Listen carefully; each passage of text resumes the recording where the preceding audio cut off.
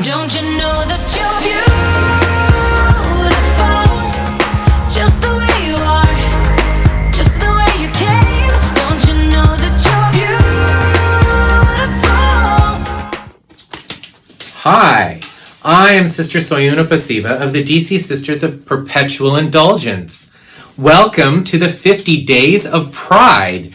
With all of our Pride celebrations canceled, we decided to bring you 50 wonderful days of queer heroes. Heroes are queeros. You know, there may be heroes within your life, but these are the heroes that have made generations of us proud to be LGBTQ+. Don't you know that you're beautiful, just the way you are, just the way you came. Don't you know that you're beautiful? Hello there. How are you? I'm Sister Taryn Up in Justice with the Washington, D.C. Sisters. And today I'm going to read you an incredible story about two fabulous and fierce ladies by the name of Marsha P. Johnson and Sylvia Rivera. Now, Marsha was born in August of 1945, and unfortunately, she passed away in 1992. Sylvia, she was born in 1951, and unfortunately, she passed away in 2002 in New York City. Both of them lived in New York City when they passed away. Now, Marsha P. Johnson, she was a self-identified drag queen. She moved to New York City in the early 60s, where she met her longtime friend, Sylvia Rivera. Now, Sylvia also referred to herself as a drag queen, and she considered herself to be transgender. Both Marsha and Sylvia experienced very difficult childhoods. They weren't accepted for who they were, and they never quite fit in with those around them. Now, I don't know about you, but I can relate to that. I grew up like that, and it was very difficult for me. I was just too fierce for people to understand why I was there when I was a kid, but look at me now. Hello? They figured it out by now, haven't they? Anyway, it wasn't an easy time for the LGBTQ community during Marsha and Sylvia's lives. In the 1960s, same-sex dancing in public was banned.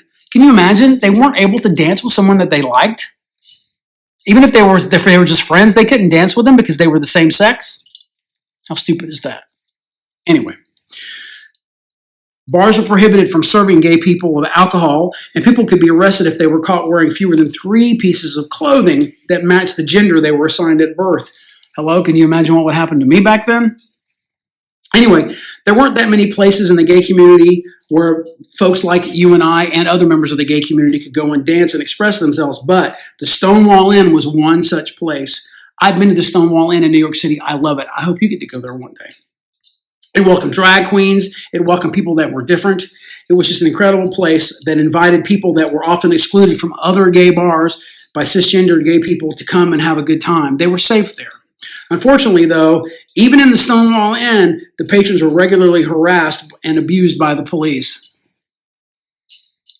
Just not right.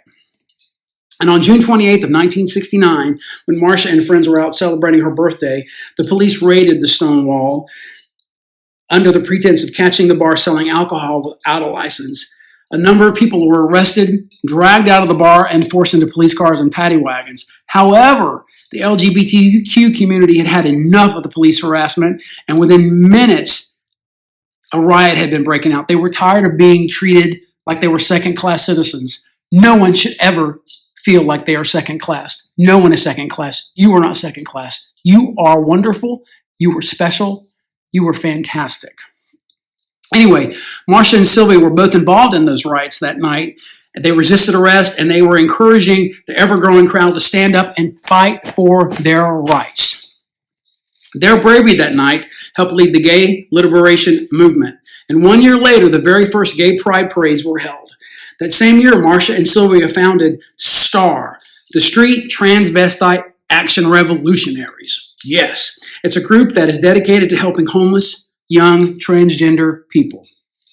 Even within the gay rights movement, the pair faced discrimination by white cisgender advocates. In 1973, Sylvia was due to speak at a rally when a white lesbian assaulted her and accused her of mocking womanhood.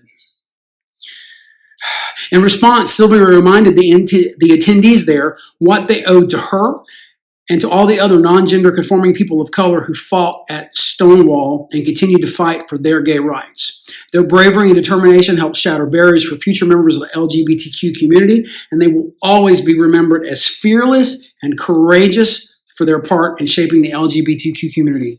These two women were amazing. I adore them. I've followed stories of them since I was a kid when I learned who they were.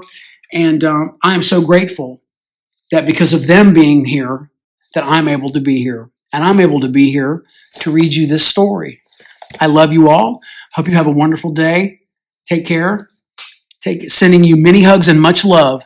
I'm Sister Taryn from the DC Sisters of Perpetual Indulgence. Bye-bye.